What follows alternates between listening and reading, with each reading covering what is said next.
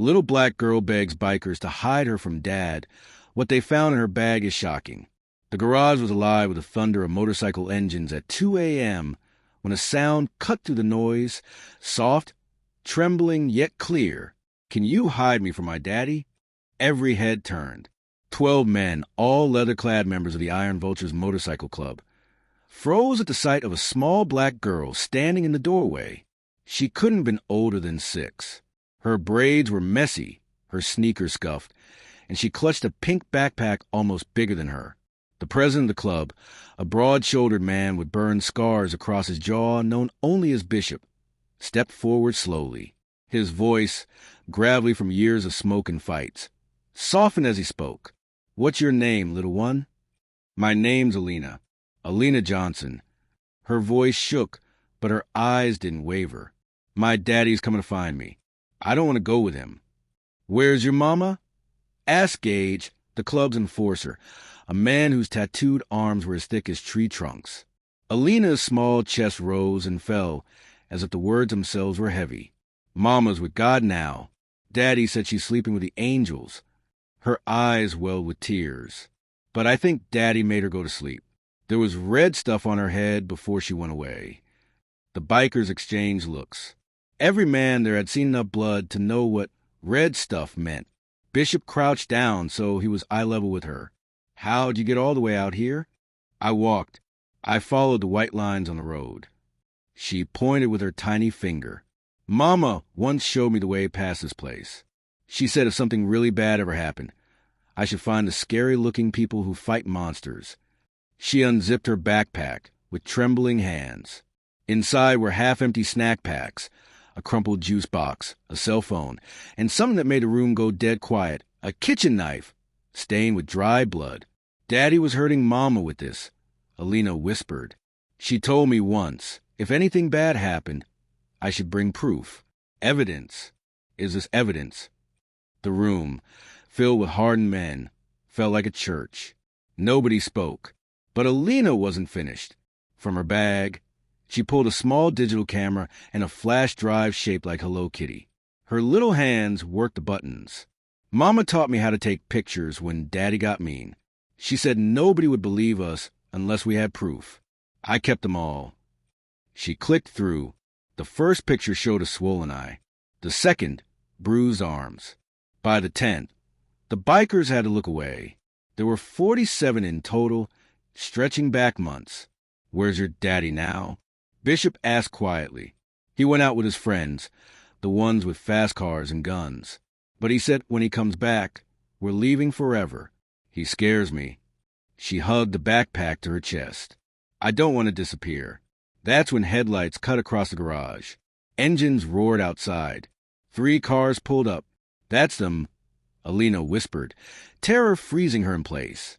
She darted behind Bishop. "Please don't let them take me." 3 men climbed out. Her father led them, drunk and furious, waving a pistol. The 2 with him were cold, sharp-eyed, cartel muscle. "Alina," her father bellowed, "get out here now. You've got something that belongs to me."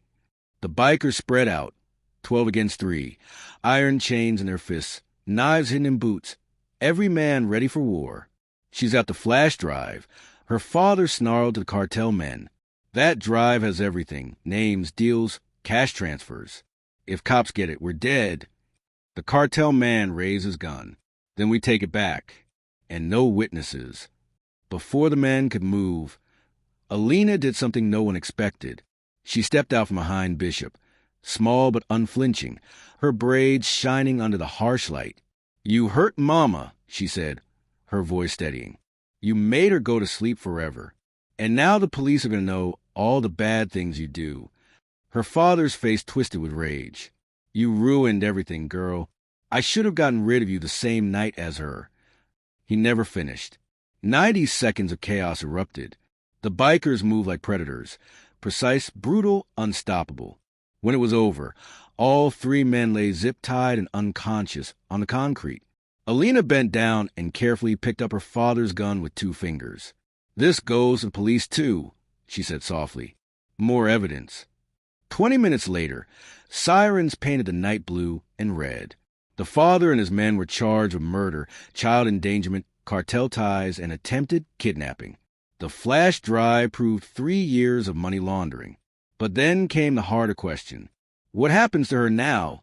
The social worker asked. She has an aunt in another state, but it'll take time. And with the cartel still out there, she's not safe. She stays with us, Bishop said without hesitation. The woman frowned. Mr. Harris, you're the president of a motorcycle gang with felonies. The state will never approve you. Then the state is a problem, Bishop answered, because she chose us, and we don't let go of family. And so began the strangest custody battle in the state's history. For weeks, Alina lived in the Vulture's clubhouse. She had nightmares, engaged, towering, terrifying Gage sat by her bed whispering, "We're the biggest monsters in the state, little warrior. And monsters don't bother you when we're here."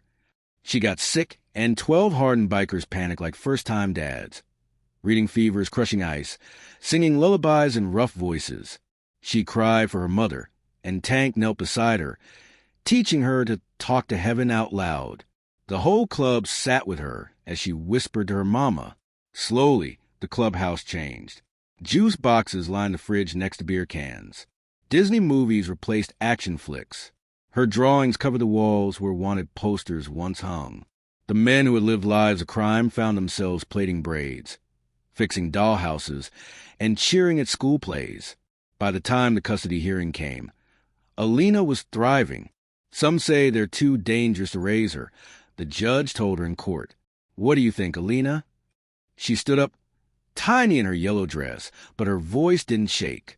Sometimes the scariest-looking people have the biggest hearts. They protect me. They make me feel safe. They're my family now. When the gavel came down, custody granted, the courtroom erupted. Alina leapt into Bishop's arms. For the first time, she whispered the word, Daddy. A year later, the Iron Vultures were no longer just bikers.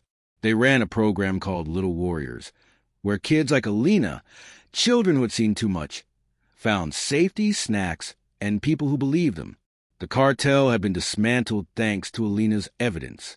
The flash drive sat in an FBI vault, and Alina still carried her pink backpack everywhere, stuffed not with fear, but with crayons, storybooks, and a disposable camera. Because sometimes the smallest warriors teach the fiercest men what it means to be family.